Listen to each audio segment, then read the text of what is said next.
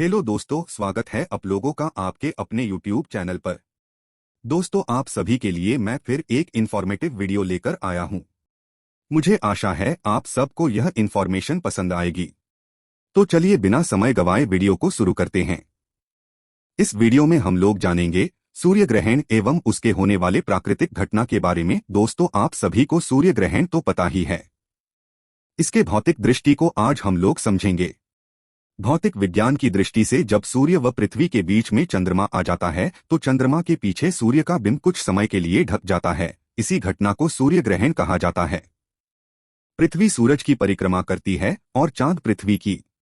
कभी कभी चांद सूरज और धरती के बीच आ जाता है। फिर वह सूरज की कुछ या सारी रोशनी रोक लेता है, जिससे धरती पर साया फैल जाता है। इस घटना को सूर्य ग्रहण कहा जाता है। यह घटना सदा सर्वदा अमावस्या को ही होती है। ग्रहण प्रकृति का एक अद्भुत चमत्कार है।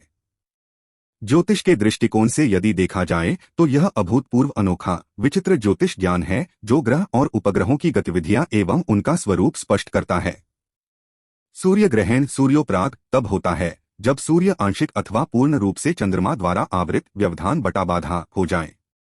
इस प्रकार के ग्रहण के लिए चंद्रमा का पृथ्वी और सूर्य के बीच आना आवश्यक है। इससे पृथ्वी पर रहने वाले लोगों को सूर्य का आवृत भाग नहीं दिखाई देता है। सूर्य ग्रहण होने के लिए निम्न शर्तें पूरी होनी आवश्यक है। अमावस्या होनी चाहिए। चंद्रमा का अक्षांश शून्य के निकट होना चाहिए। उत्तरी ध्रुव को दक्षिणी ध्रुव से मिलाने वाली रेखाओं को रेखांश कहा जाता है तथा भूमध्य रेखा के चारों वृत्ताकार में जाने वाली रेखाओं को अंशांश के नाम से जाना जाता है। सूर्य ग्रहण सदैव अमावस्या को ही होता है। जब चंद्रमा क्षीणतम हो और सूर्य पूर्ण क्षमता संपन्न तथा दीप्त हो। चंद्र और राहु या केतु के रेखांश बहुत निकट होने चाहिए। चंद्र का अक्षांश लगभग शून्य होना चाहिए और यह तब होगा जब चंद्र रविमार्ग पर या रविमार्ग के निकट हो। सूर्य ग्रहण के दिन सूर्य और चंद्र के कोणीय व्यास एक समान होते हैं। इस कारण चंद्र सूर्य को केवल कुछ मिनट तक ही अपनी छाया में ले पाता है।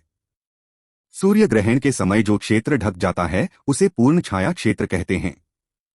पूर्ण सूर्य ग्रहण उस समय होता है जब चंद्रमा पृथ्वी के काफी पास रहते हुए पृथ्वी और सूर्य के बीच में आ जाता है और चंद्रमा पूरी तरह से पृथ्वी को अपने छाया क्षेत्र में ले फलस्वरूप सूर्य का प्रकाश पृथ्वी तक पहुंच नहीं पाता है और पृथ्वी पर अंधकार जैसी स्थिति उत्पन्न हो जाती है।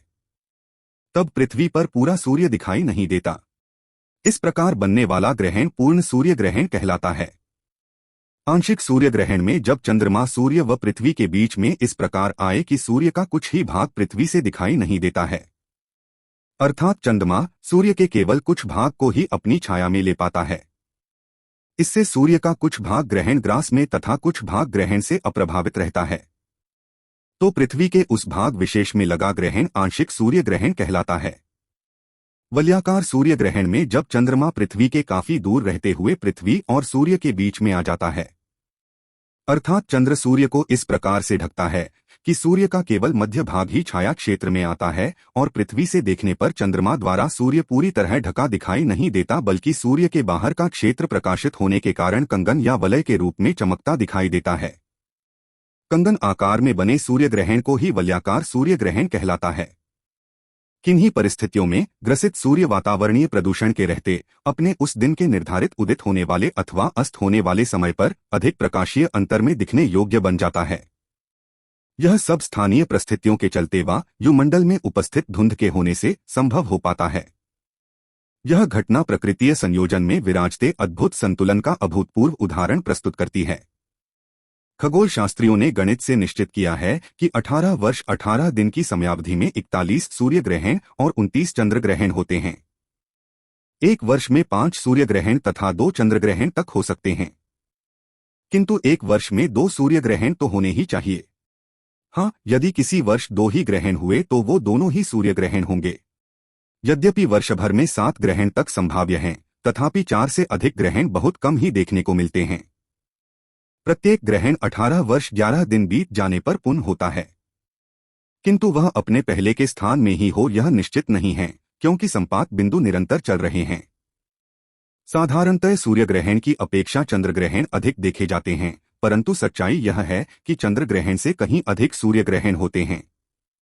3 चंद्र ग्रहण पर 4 सूर्य ग्रहण का अनुपात आता है।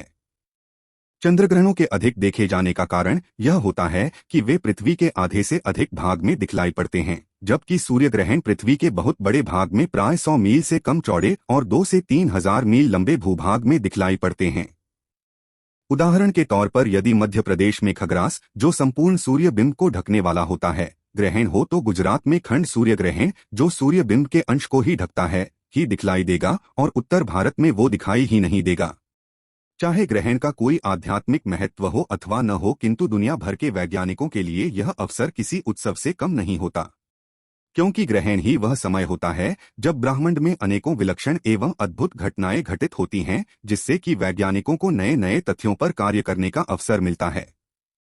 1968 में लार्कियर नामक वैज्ञानिक ने सूर्य ग्रहण के अवसर पर की गई खोज के सहारे वर्णमंडल में हीलियम गैस की उपस्थिति का पता लगाया था।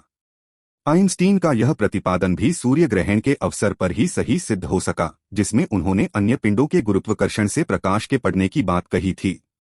चंद्र ग्रहण तो अपने संपूर्ण तत्कालीन प्रकाश क्षेत्र में देखा जा सकता है, किंतु सूर्य ग्रहण अधिकतम 10,000 किलोमीटर लंबे और 250 किलोमीटर चौड़े क्षेत्र में ही देखा जा सकता है। संपूर्ण सूर्य ग्रहण की वास्तविक अवधि अधिक से अधिक 11 मिनट ही हो सकती है, उससे अधिक नहीं। संसार के समस्त पदार्थों की संरचना सूर्य रश्मियों के माध्यम से ही संभव है। यदि सही प्रकार से सूर्य और उसकी रश्मियों के प्रभावों को समझ लिया जाए तो समस्त धरा पर आश्चर्यजनक परिणाम लाए जा सकते हैं। सूर्य की प्रत्येक रश्मि विशेष अणु का प्रतिनिधित्व करती है और जैसा कि स्पष्ट है, प्रत्येक पदार्थ किसी विशेष परमाणु से ही निर्मित होता है। अब यदि सूर्य की रश्मियों को पूंजीभूत कर एक ही विशेष बिंदु पर केंद्रित कर लिया जाए तो पदार्थ परिवर्तन की क्रिया भी संभव हो सकती है।